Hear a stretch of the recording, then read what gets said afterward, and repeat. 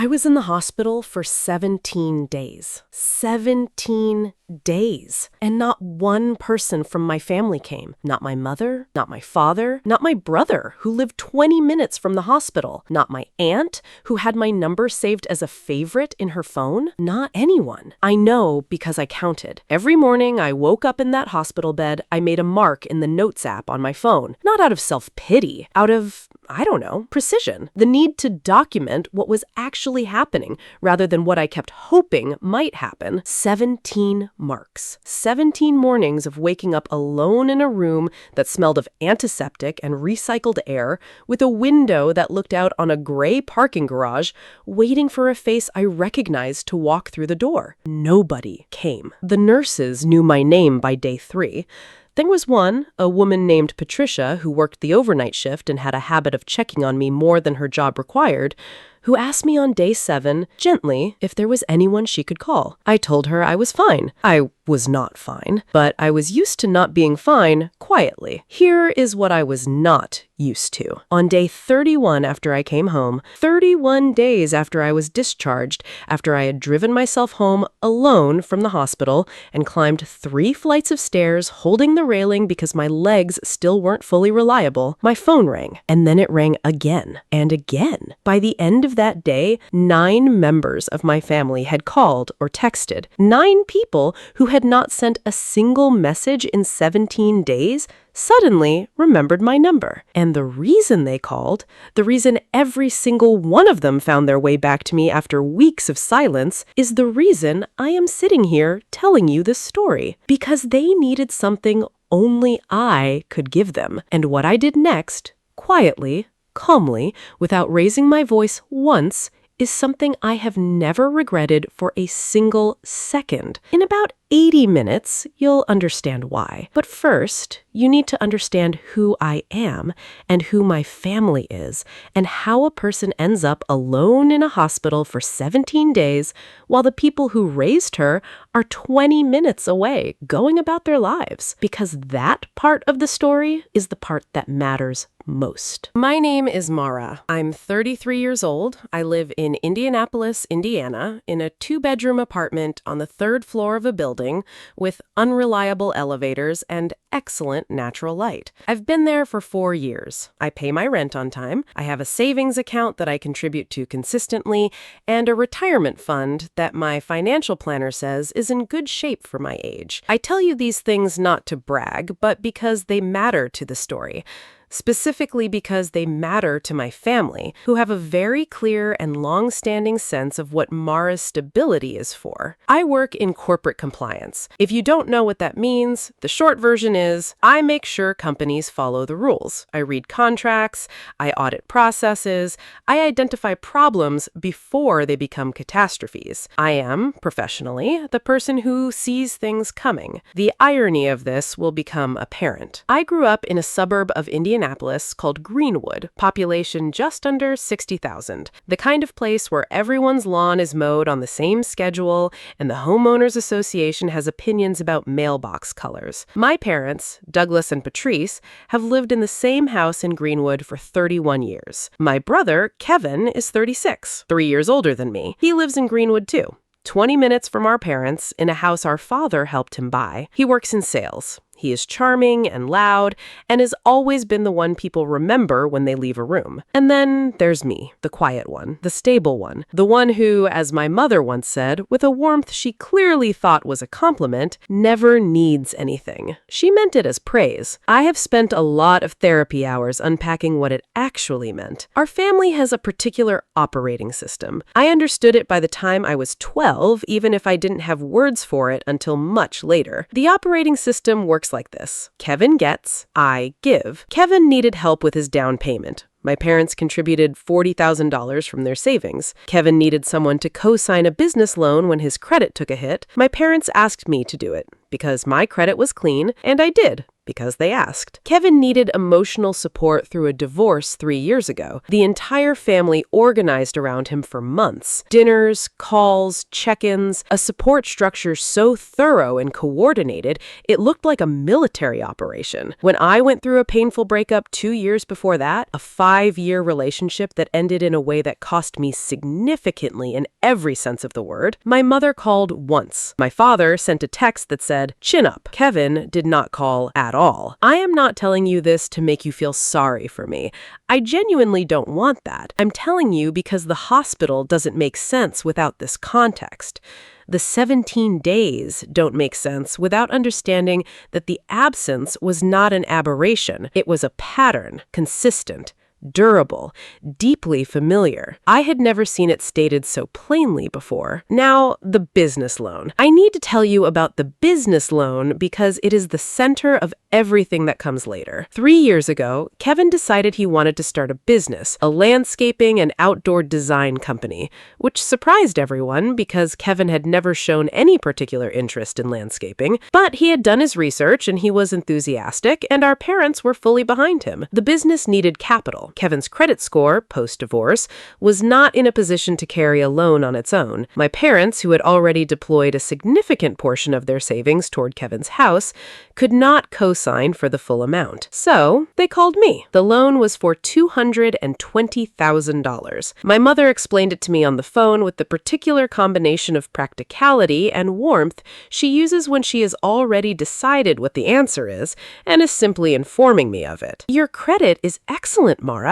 The bank said with your score and income, the approval is basically guaranteed. You'd just be on the paperwork. Kevin handles everything. You wouldn't even notice it." I read the loan documents for 6 hours before I signed them. I flagged 3 clauses to a lawyer friend who looked them over and told me the structure was standard, but the risk was real. If Kevin defaulted, it was my credit and potentially my assets on the line. I told my family what the lawyer said. My father said, "Kevin's not going to default." My mother said, "It's family, Mara." I signed the documents. I told myself, Kevin has done his research. He is committed to this. Our parents believe in him. This is what family does. The business launched. Kevin worked hard initially. He had 3 contracts in the first year, modest but real. I followed the loan repayments on my credit monitoring app, watching each month's payment clear with the specific relief of someone who knows they are the backup plan. And then, 18 months in, Kevin's business hit serious trouble. A major contract fell through. He had overextended on equipment. He had a hiring dispute that cost him legally. The business, which had never been on entirely solid ground, began to wobble. Kevin told our parents. Our parents did not tell me. I found out when the first missed payment appeared on my credit report. I called Kevin. He was apologetic in the way people are when they are sorry to be caught, rather than sorry for what they've done. He told me he had a plan. He told me he was working on new contracts. He asked me to give him time. I said I needed him to communicate with me directly going forward. If there was a payment issue, I needed to know immediately, not from my credit report, from him. He said yes, of course, absolutely. The second missed payment appeared 6 weeks later, without a word from Kevin. I called my parents. My father said Kevin was going through a difficult time. My mother said, "Can't you just let it work itself out?" I said very quietly that my credit score and potentially my financial security were attached to this loan, and I could not simply let it work itself out. My mother said, "You always make everything so complicated." I did not respond to that. I made a note in my phone. I called my lawyer friend. I started gathering documentation. And then, 2 months after the second missed payment, I got sick. I want to be careful about how much medical detail I go into here because this is not a medical story.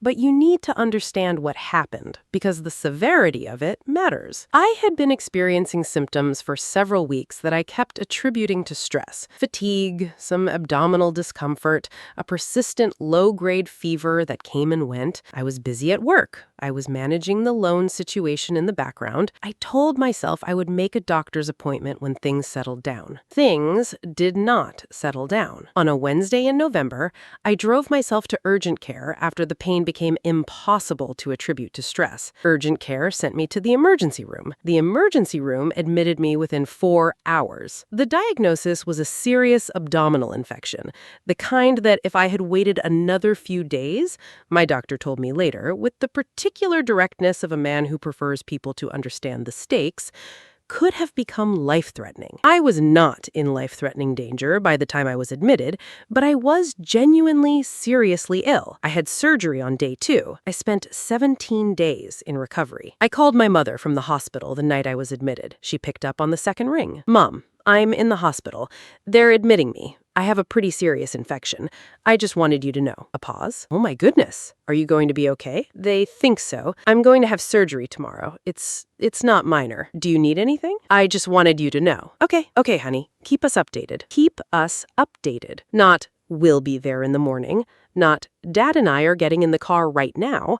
Not, "Is there anyone with you?" Keep us updated. I texted Kevin that night. "In the hospital. Surgery tomorrow. Serious infection. Just wanted you to know." He responded at 11:15 that night. "Yikes. Feel better." Yikes. Feel better. I put my phone down. I stared at the ceiling of my hospital room, white, textured, with a fluorescent light that buzzed faintly on the left side, and I thought, so this is what it is. Not a pattern I suspected, not a fear I was managing. This is what 17 days of nothing confirmed. I want to ask you something right now. Have you ever had a moment like that, where something you had been quietly explaining away for years, rationalizing, minimizing, telling yourself was fine, suddenly became undeniable? Not a revelation, not a dramatic realization, just the ceiling of a hospital room, a buzzing light, the arithmetic of what was actually true. Drop it in the comments. I know I'm not the only one. The surgery went smoothly, as surgeries go.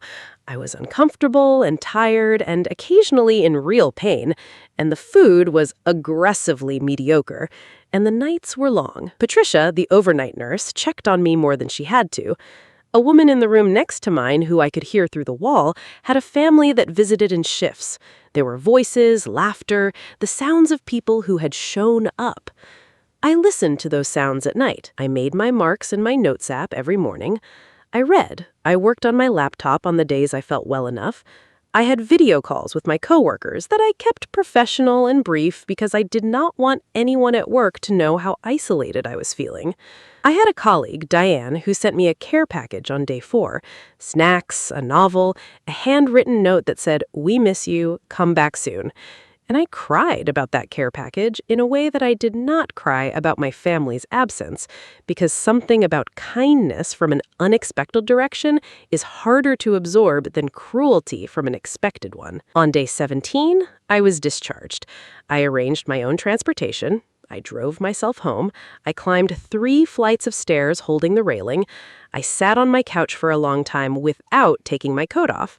My phone showed 4 texts and 1 missed call over 17 days. 2 texts from Kevin, the first night's "Yikes, feel better," and one on day 9 that said, "How are you doing?" No question mark, like he'd started typing a question and then decided it wasn't worth the punctuation. 1 text from my mother on day 4, "Thinking of you, hope you're feeling better." 1 text from my Aunt Carol on day 11, "Your mom mentioned you were in the hospital, hope you're on the mend." The missed call was a telemarketer. I sat on my couch in my coat, and I did not cry, and I did not call anyone, and I added up the numbers.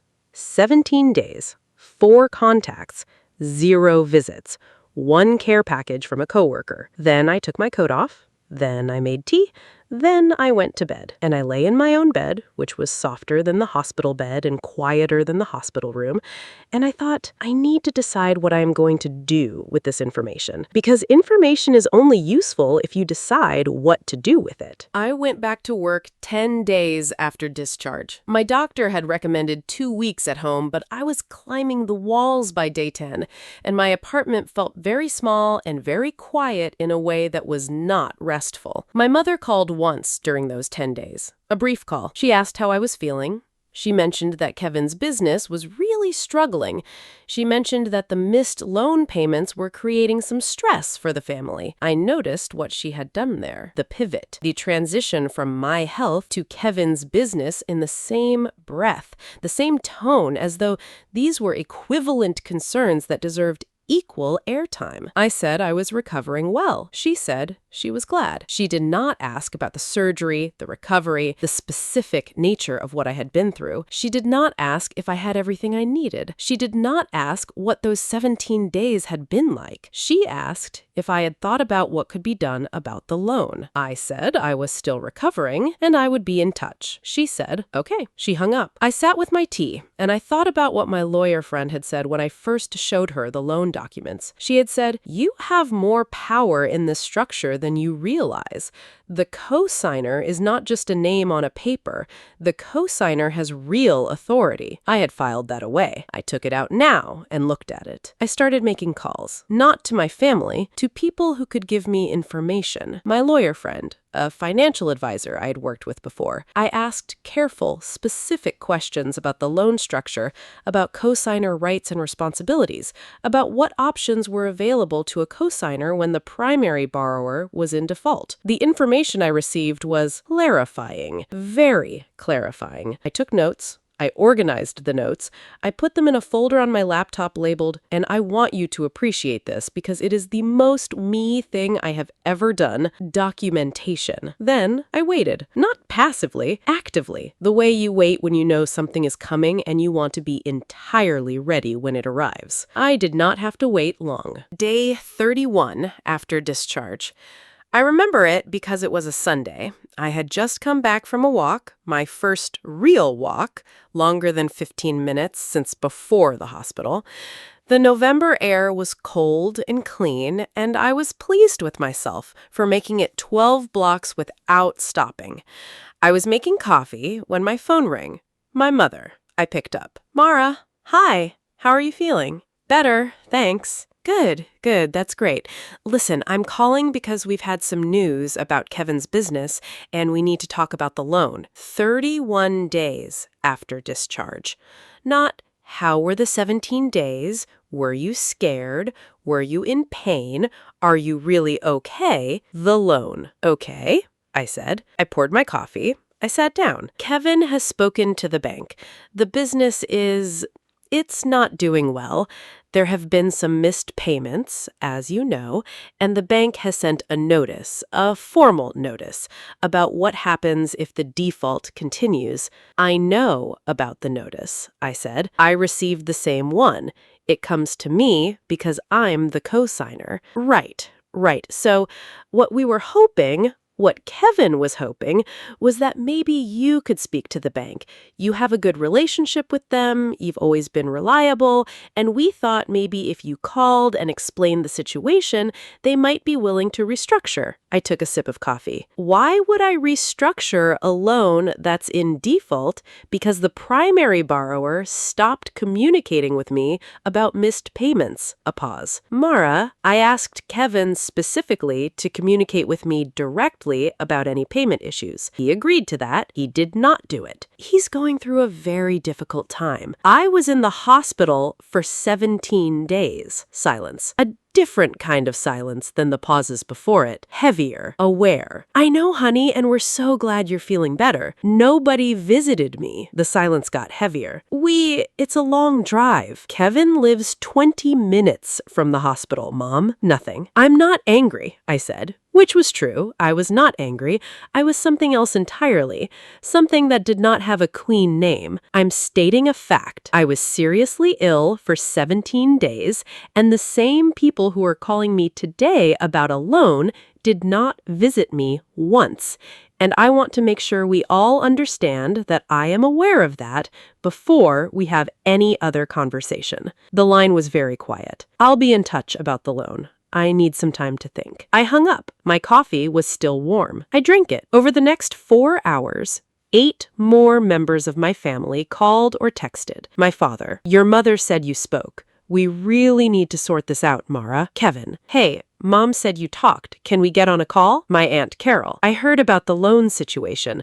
I know this is hard for everyone. My cousin Tyler, who I had not spoken to in 8 months. Mara just wanted to reach out. Hope you're doing well. Heard things are complicated with Kevin's business. And 5 more in various combinations of concern about the loan wrapped in thin layers of inquiry about my health. 9 people in 4 hours after 17 days of 4 texts. I read every message. I responded to none of them. And right here, right at this exact moment, I need to stop and ask you something, because I'm about to tell you what I decided, what I did, how this unfolded, and I want you to feel the weight of this moment before I do. 9 calls. 9 people, 4 hours after 17 days of silence. You know why they called, but what you don't know yet, what I need you to stay for, is what a cosigner can actually do. What authority I actually had, what I chose to do with it, and what happened to every single person in my family when they understood what I had set in motion. But before I tell you, please, if this story is hitting something true for you, if you have ever been the one who gets called when someone needs something and forgotten when someone should have shown up for you, hit subscribe right now. I make a new story every single week about families, about money, about what it costs to be reliable for people who are not reliable for you. Subscribe and then stay, because what I did next, quietly, without drama, without a single raised voice, is the thing I am most proud of. Let me explain something. When you co-sign a loan, most people think of it as a passive act. Your name goes on a document, you are the backup. If the primary borrower pays, you are invisible. If they don't, well, that's when you become relevant. What most people don't know, what I had gone out of my way to understand in the weeks between my discharge and that Sunday phone call, is that a cosigner has more than liability. A cosigner, depending on the loan structure and the state, can have the right to initiate a cosigner release process, the right to formally dispute the terms of repayment and request restructuring, the right to file what is called a cosigner notice of concern with the lending institution, which triggers a formal review of the loan account. And this is the piece that matters most, a cosigner who files a notice of concern, combined with documented evidence of the primary borrower's communication failures and the lending institution's existing default notices, can trigger an acceleration clause review. An acceleration clause, in simple terms, means the bank can demand the entire remaining balance of the loan immediately, not the monthly payments, all of it, at once. $220,000 minus what had been paid was still outstanding. The acceleration clause was a nuclear option. I had no intention of triggering it, but it was there, and understanding that it existed changed the nature of every conversation I was about to have. I called my lawyer friend on Monday morning. I explained the Sunday calls. She listened. She said, "So they ignored you for 17 days in the hospital and called you 31 days later about the loan." "Correct." A pause. "What do you want to do, Mara?" "I want to protect myself, and I want my family to understand clearly that what they did and what they didn't do has consequences. Not punishment, consequences. There's a difference." "There is," she said. "What does that look like practically?" I told her what I was thinking. She was quiet for a moment. Then she said, "That is exactly within your rights, and it is also, for what it's worth, exactly the right thing to do." Here's what I did. First, I sent a formal written notice to the bank on my own letterhead documenting my concerns as cosigner. I outlined the missed payments, the lack of communication from the primary borrower despite explicit agreement to communicate, and my request that the loan account be flagged for formal review.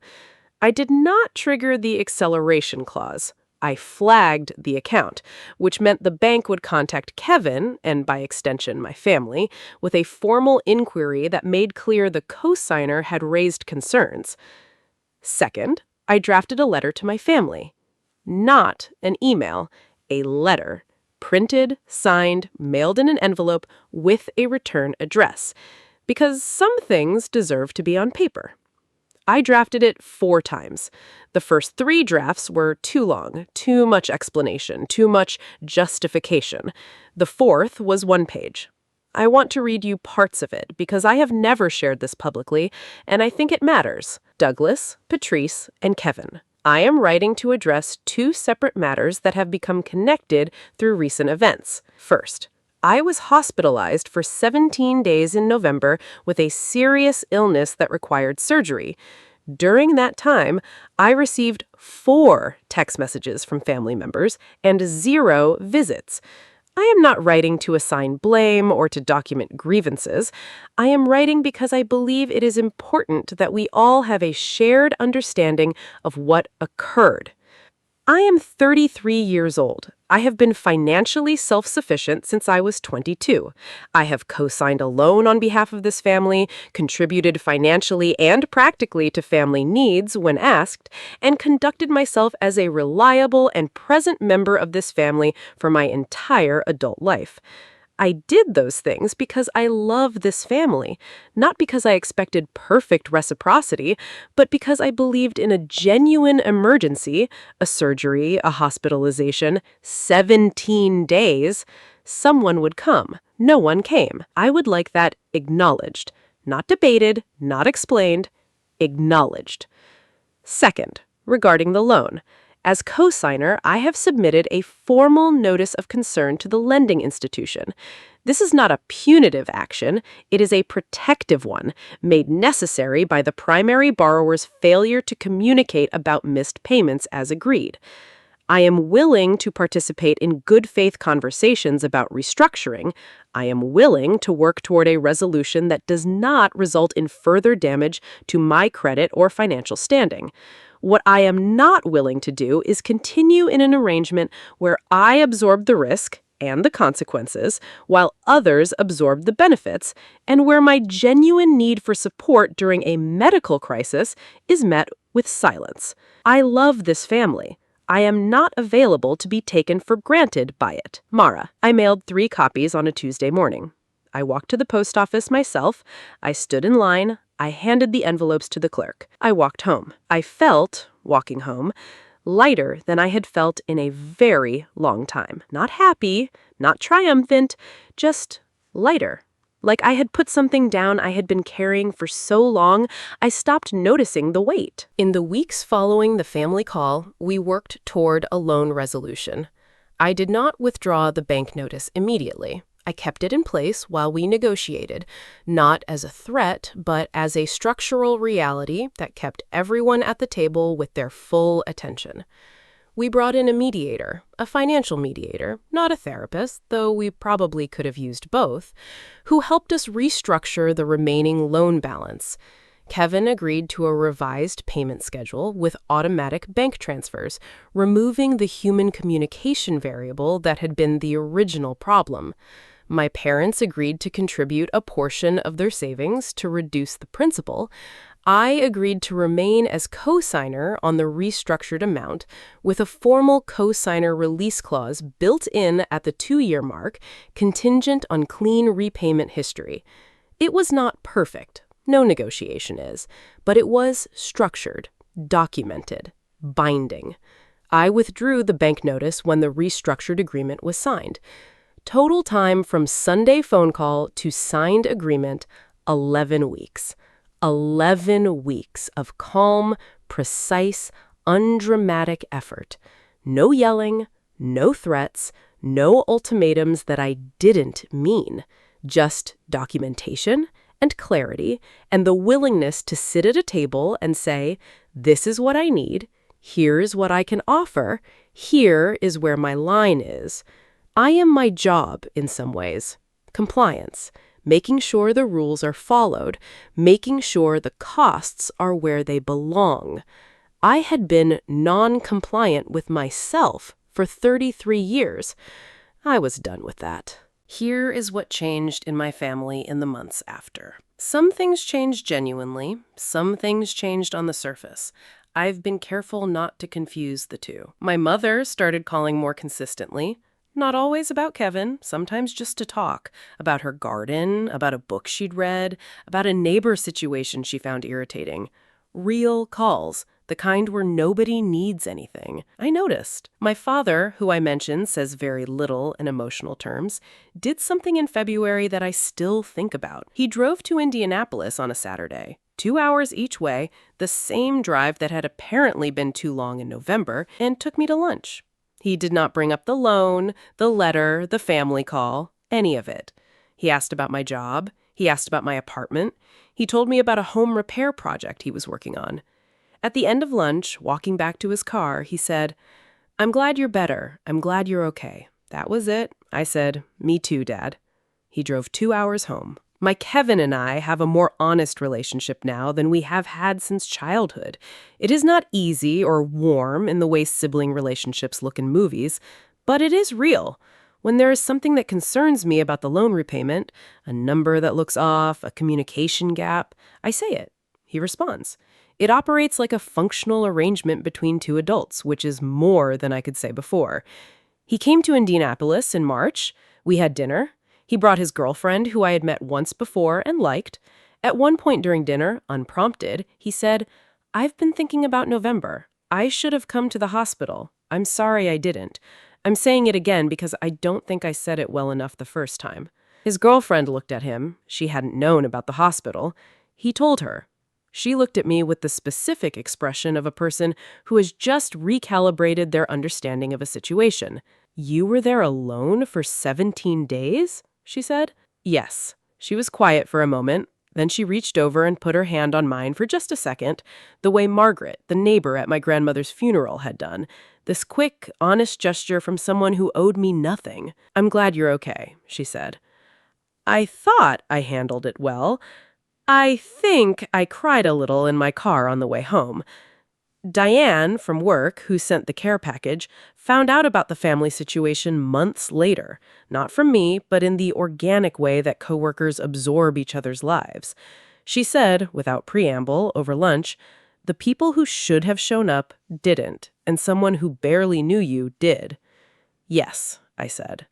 "That tells you something," she said. "It tells me something," I agreed. And something about saying it out loud, plainly, to someone who got it, settled something. It has been 8 months since I was discharged from the hospital.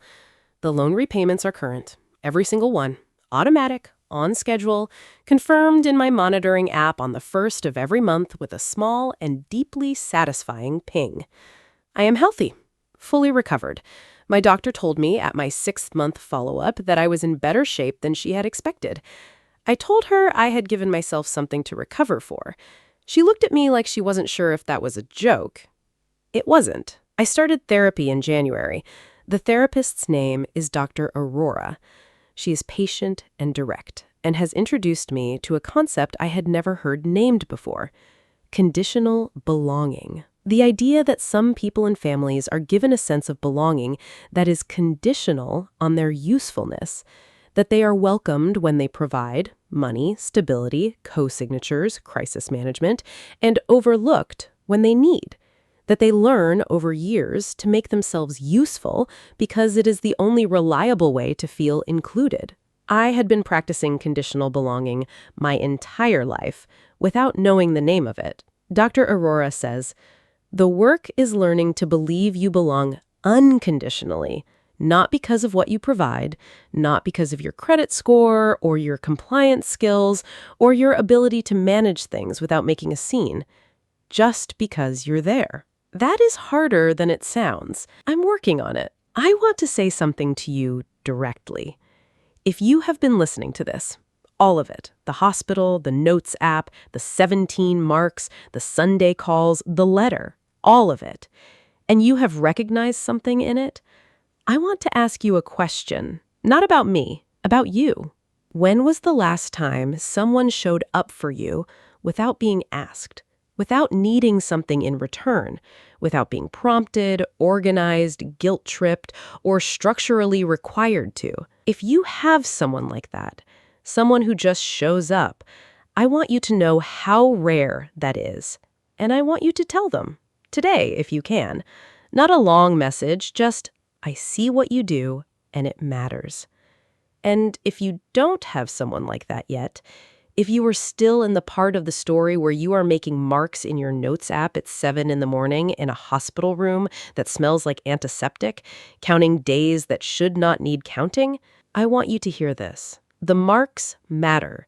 The counting matters, not as evidence of what you're owed, as evidence of what is true, what is actually happening, clearly, without the soft filters of they're busy and they love me in their way and I'm probably expecting too much. You are allowed to see clearly.